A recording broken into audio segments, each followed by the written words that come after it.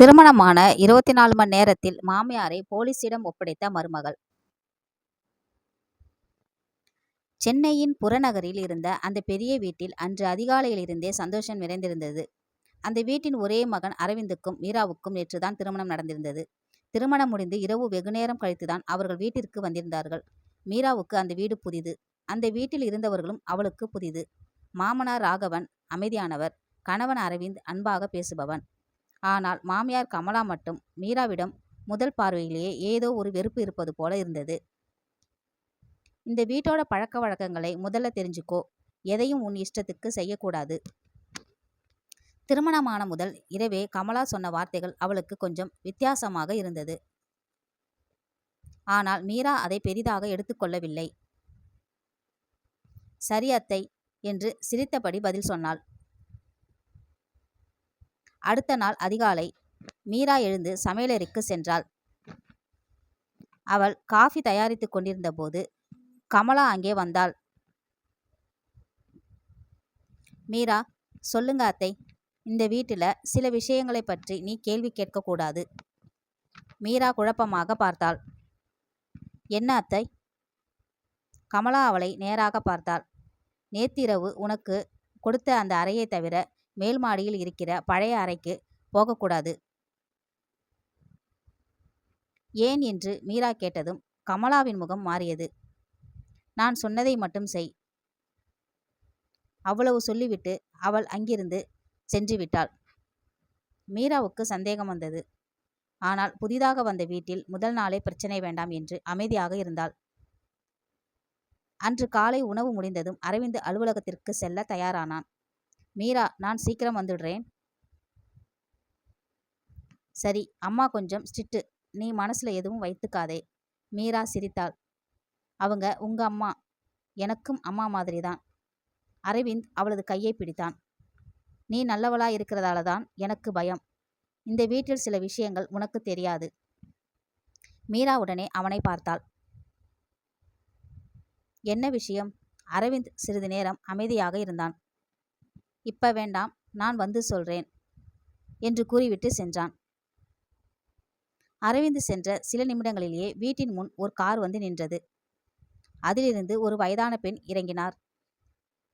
அவரை பார்த்ததும் கமலா அதிர்ச்சி அடைந்தாள். நீ இங்கே எப்படி வந்த? அந்த பெண் எதுவும் சொல்லவில்லை. அவள் கண்கள் நேராக மீராவை தேடின. மீரா அருகில் வந்ததும் அந்த பெண் அவளது கையை பிடித்து கொண்டாள். நீ அரவிந்தோட மனைவியா? ஆமாம். அந்த பெண்ணின் கண்களில் கண்ணீர். அப்படின்னா இந்த வீட்டோட உண்மையை நீ கண்டிப்பா தெரிஞ்சுக்கணும். கமலா வேகமாக வந்து அந்த பெண்ணை தடுத்தாள். இங்கிருந்து உடனே போ. இல்லை கமலா, இனிமேல் நான் போக மாட்டேன். மீராவுக்கு ஒன்றுமே புரியவில்லை. அந்த பெண் கமலாவை நோக்கி, 20 வருடமா நீ மறைச்ச உண்மை இப்போ வெளிவரப்போகுது என்றாள். அந்த வார்த்தையை கேட்டதும் கமலா நடுங்கினாள். மீரா எதுவும் கேட்கும் முன்பே அந்த பெண் வெளியேறிவிட்டாள். அன்று மதியம் வரை மீராவின் மனதில் அதே கேள்விதான். என்ன உண்மை? மாலை அரவிந்த் வீட்டிற்கு வந்ததும் மீரா எல்லாவற்றையும் சொல்லிவிட்டாள். அரவிந்தின் முகம் மாறியது. அந்த பெண் யார்? எனக்கு தெரியாது. அம்மா என்ன சொன்னாங்க? ஒண்ணுமே சொல்லல. அரவிந்த் தன் அம்மாவிடம் சென்று கேட்டான். அம்மா, அந்த பெண் யார்? கமலா பதில் சொல்லவில்லை. அம்மா என்று அரவிந்த் சத்தமாக கேட்டதும் அவள் பழைய விஷயம் என்றாள். என்ன பழைய விஷயம்? உனக்கு தேவையில்லாத விஷயம். அரவிந்த் கோபமாக வெளியே வந்தான். அந்த இரவு மீரா தூங்க முடியாமல் இருந்தாள். அப்போது அவளுக்கு மேல் மாடியில் இருந்து ஒரு சத்தம் கேட்டது. யாரோ கதவை திறப்பது போல. கமலா சொன்னது நினைவுக்கு வந்தது. மேல் மாடியில் இருக்கும் பழைய அறைக்கு போகக்கூடாது. ஆனால் அந்த சத்தம் அவளது சந்தேகத்தை அதிகப்படுத்தியது. அவள் மெதுவாக மேலே சென்றாள். அங்கே ஒரு பழைய அறை இருந்தது. கதவு பூட்டப்படாமல் இருந்தது. மீரா கதவை திறந்தாள். அறைக்குள் பழைய பொருட்கள், பெட்டிகள், புகைப்படங்கள் இருந்தன. ஒரு பழைய மரப்பெட்டியின் மேல் ஒரு புகைப்படம் இருந்தது. அதை எடுத்து பார்த்ததும் மீரா அதிர்ச்சி அடைந்தாள். அதில் கமலாவும் அந்த வயதான பெண்ணும் இளமையாக இருந்தார்கள். அவர்களுடன் இன்னொரு ஆணும் இருந்தார். புகைப்படத்தின் பின்னால் ஒரு தேதி எழுதப்பட்டிருந்தது.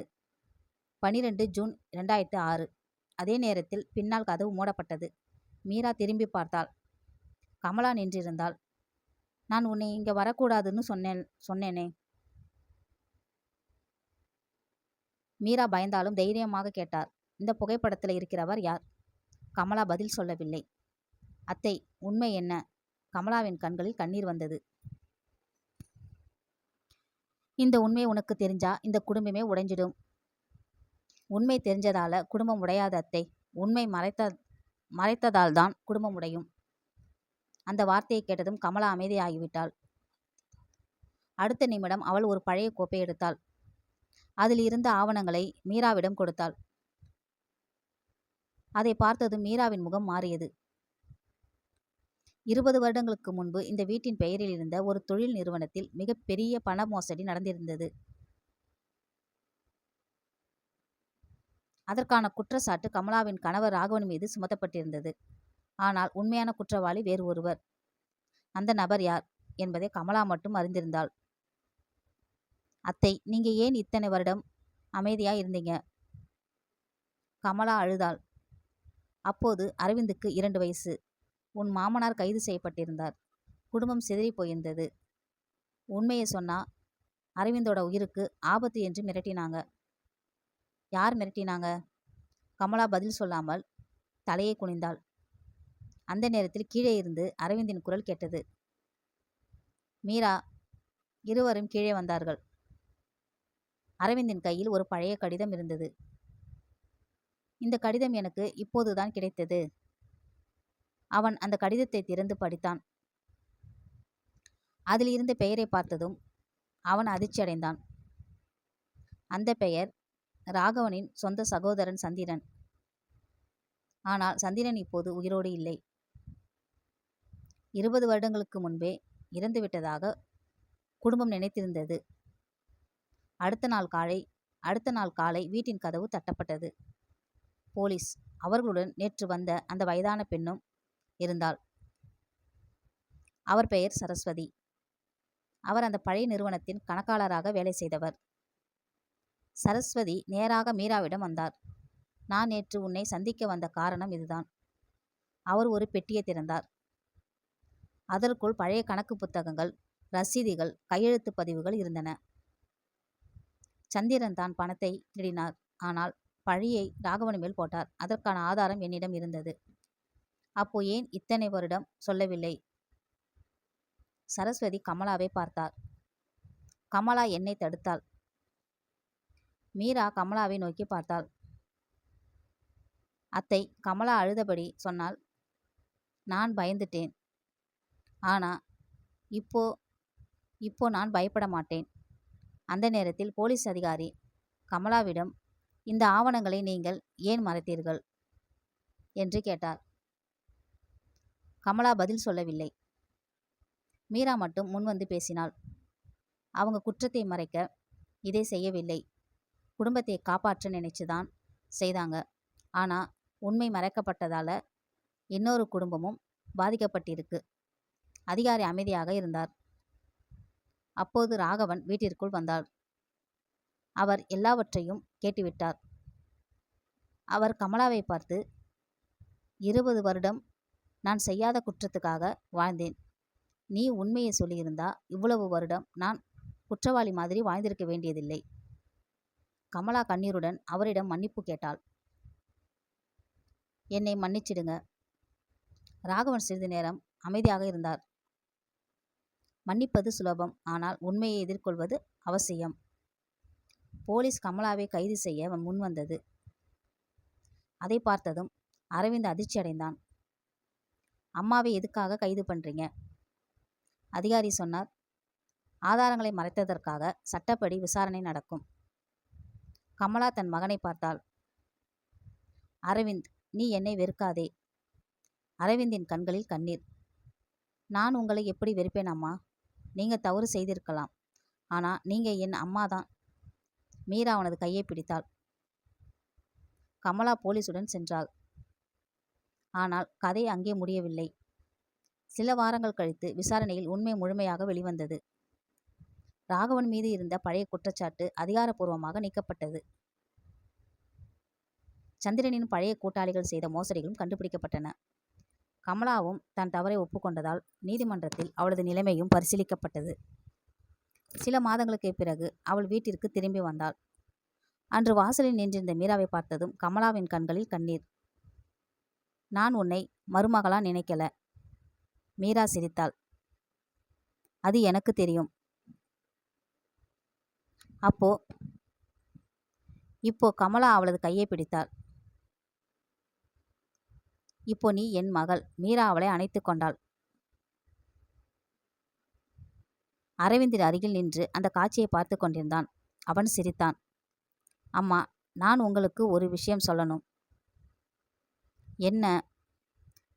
திருமணம் முடிந்து 24 மணி நேரத்துக்குள்ளேயே என் மனைவி உங்களை போலீசிடம் அனுப்பிட்டா.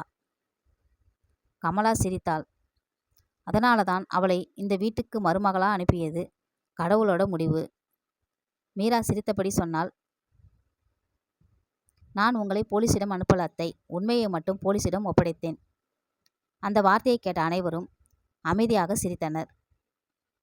அன்று அந்த வீட்டில் ஒரு விஷயம் மட்டும் உறுதியாகியது. ஒரு குடும்பத்தை காப்பாற்ற பொய்யை மறைப்பது தீர்வல்ல. உண்மை சில நேரம் குடும்பத்தை காயப்படுத்தலாம். ஆனால் அந்த உண்மைதான் ஒரு நாள் அந்த குடும்பத்தை மீண்டும் ஒன்றாக சேர்க்கும். அரவிந்தும் மீராவும் வாழ்க்கையை புதிதாக தொடங்கினர். கமலாவும் தன் தவறிலிருந்து பாடம் கற்றுக்கொண்டாள். 20 வருடங்களாக மறைத்திருந்த உண்மை வெளிவந்த பிறகு அந்த வீட்டில் முதல் முறையாக அனைவரும் மன நிம்மதியுடன் வாழத் தொடங்கினர்.